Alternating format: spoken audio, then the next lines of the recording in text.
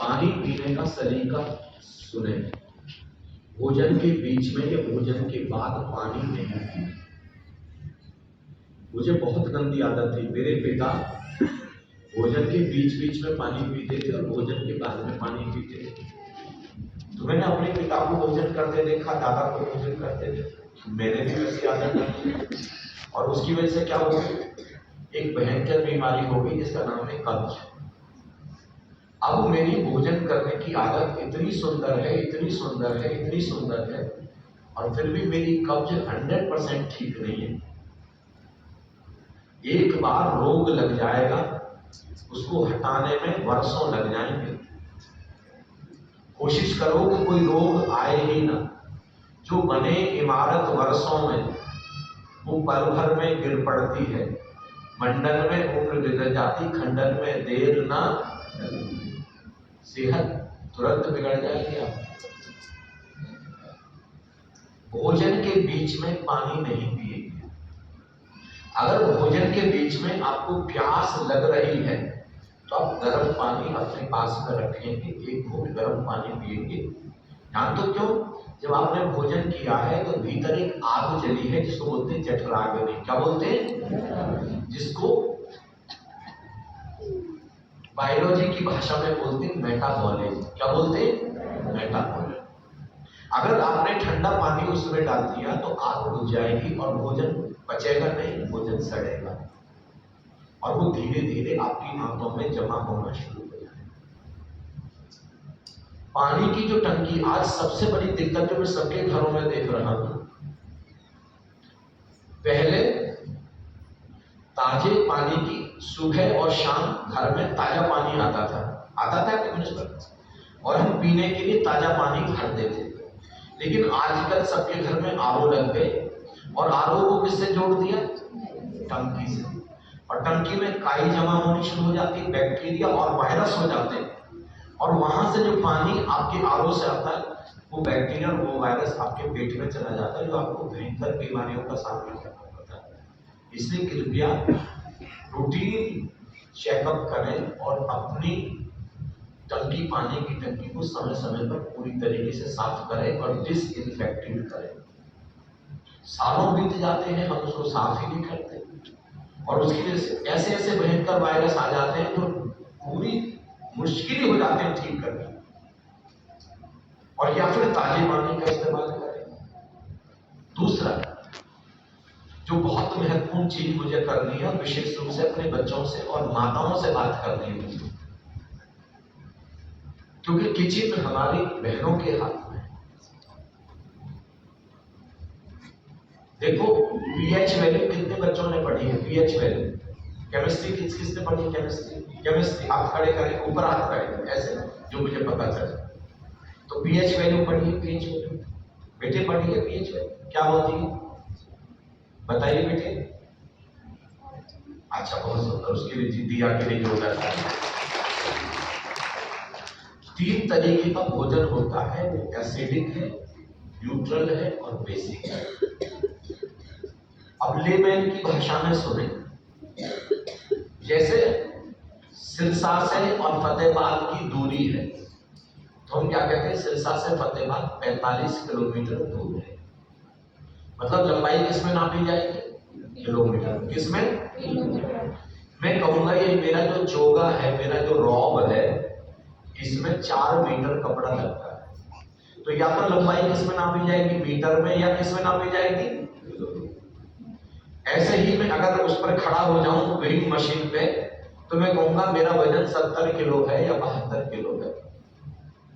वजन किसमें नापा जाता है? हम कहते हैं भाई धनिया, कितना धनिया? साहब 100 ग्राम दे दो। क्या बोलते हैं? मिर्च 100 ग्राम। या तो ग्राम में नापा जाएगा या किलो में। ऐसे ही जो भी आप भोजन करते हैं उसको नापने की जो इकाई है वो पीएच वैल्यू है। समझ गए? अब तो समझ में आ गई कि नहीं? यस या नो? 3 तरीके का भोजन है। पहले सुने, 0 से लेके 14। कितना? 0 से लेके 14। बोले मेरे साथ, बोले साथ, जिससे आपको याद हो जाए। कितना? 0 से लेके 0 to 40। ठीक है। 7 इज न्यूट्रल। 7 क्या है? ना एसिडिक है ना बेसिक।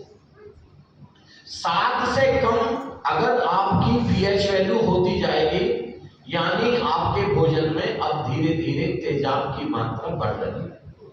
7 से ज्यादा होती जाएगी, अब तेजाब नहीं है, आपका भोजन एल्कलाइन है, बेसिक नेचर का है। अब आप अपने खून की, ब्लड की पीएच वैल्यू सुने। ब्लड की पीएच वैल्यू कोई बच्चा बताएगा? कोई बच्चा? जनरल नॉलेज का प्रश्न है। 7 जोरदार ताली बजाएं उस बच्चे को। कितनी है पीएच वैल्यू? 7.4। यानी आपका ब्लड न्यूट्रल है, एसिडिक है कि बेसिक है? बताइए क्या है? बेसिक।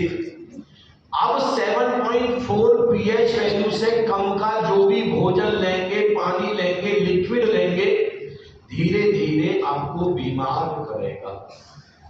आपको एकदम से पता नहीं चलेगा। जब आर्टरीज ब्लॉक हो जाएंगी, जब हार्ट में प्रॉब्लम हो जाएगी, जब डायबिटीज हो जाएगी, जब किडनी में खराब हो जाएगी, जब कैंसर हो जाएगा, तब पता चलेगा। एकदम पता नहीं चलेगा। चीन का राष्ट्रपति कैंसर से मर गया 35 साल पहले।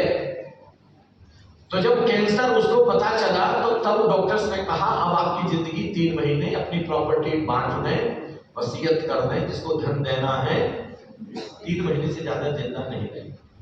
तो राष्ट्रपति ने कहा मुझे कारण बताया जाए कैंसर क्यों होता है। साहब चीन में एक कमेटी बैठी, 3 महीने में पता नहीं लगा सके, ये सज्जन मर गए।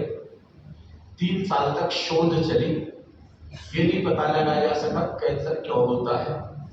चीन के डॉक्टर्स ने अपनी शोध अमेरिका के डॉक्टर्स को सौंप दी, और डॉक्टर, दुनिया का जो सबसे बड़ा डॉक्टर है इस समय, उस डॉक्टर का नाम है डॉक्टर टी कैम्पबेल।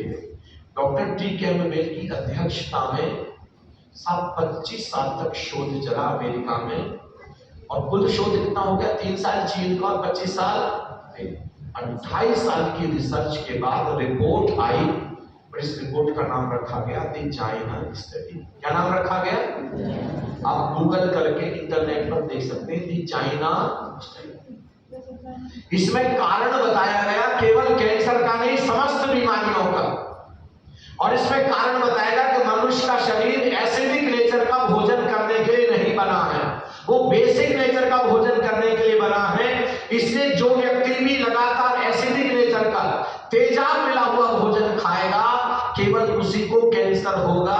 जो 7 पीएच वैल्यू से ज्यादा का भोजन करेगा उसको कभी भी कैंसर नहीं।